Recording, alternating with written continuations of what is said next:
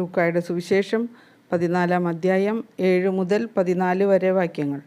അതിഥിക്കും ആതിഥേയനും ഉപദേശം. ക്ഷണിക്കപ്പെട്ടവർ പ്രമുഖ സ്ഥാനങ്ങൾ തിരഞ്ഞെടുക്കുന്നത് കണ്ടപ്പോൾ അവൻ അവരോട് ഒരു ഉപമ പറഞ്ഞു. ആരെങ്കിലും നിന്നെ ഒരു കല്യാണ വിരുന്നിന് ക്ഷണിച്ചാൽ പ്രമുഖ സ്ഥാനത്ത് കയറിയിരിക്കരുത്. ഒരുപക്ഷെ നിന്നേക്കാൾ ബഹുമാന്യനായ ഒരാളെ അവൻ ക്ഷണിച്ചിട്ടുണ്ടായിരിക്കും. നിങ്ങളെ രണ്ടുപേരെയും ക്ഷണിച്ചവൻ വന്ന് ഇവന് സ്ഥലം കൊടുക്കുക എന്നു നിന്നോട് പറയും. അപ്പോൾ നീ ലജ്ജിച്ച് അവസാനത്തെ സ്ഥാനത്ത് പോയിരിക്കും. അതുകൊണ്ട് നീ വിരുന്നിന് ക്ഷണിക്കപ്പെടുമ്പോൾ അവസാനത്തെ സ്ഥാനത്ത് പോയി ഇരിക്കുക. ആതിഥേയൻ വന്ന് നിന്നോട് സ്നേഹിത മുമ്പോട്ട് കയറിയിരിക്കുക എന്ന് പറയും.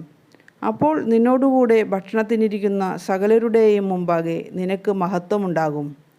തന്നെ ഉയർത്തുന്നവൻ താഴ്ത്തപ്പെടും, തന്നെ താഴ്ത്തുന്നവൻ ഉയർത്തപ്പെടും. തന്നെ ക്ഷണിച്ചവനോടും അവൻ പറഞ്ഞു, നീ ഒരു സദ്യയോ അത്താഴവിരുന്നോ കൊടുക്കുമ്പോൾ നിന്റെ സ്നേഹിതരെയോ സഹോദരരെയോ ബന്ധുക്കളെയോ ധനികരായ അയൽക്കാരെയോ വിളിക്കരുത്. ഒരുപക്ഷെ അവർ നിന്നെ പകരം ക്ഷണിക്കുകയും അതു നിനക്ക് പ്രതിഫലമാവുകയും ചെയ്യും. എന്നാൽ നീ സദ്യ നടത്തുമ്പോൾ ദരിദ്രർ, വികലാംഗർ, മുടന്തർ, കുരുടർ എന്നിവരെ ക്ഷണിക്കുക. അപ്പോൾ നീ ഭാഗ്യവാനായിരിക്കും. എന്തെന്നാൽ പകരം നൽകാൻ അവരുടെ പക്കൽ ഒന്നുമില്ല. നീതിമാന്മാരുടെ പുനരുത്ഥാനത്തിൽ നിനക്ക് പ്രതിഫലം ലഭിക്കും. ലൂക്ക 14:7 മുതൽ 14 വരെയുള്ള വചനങ്ങൾ.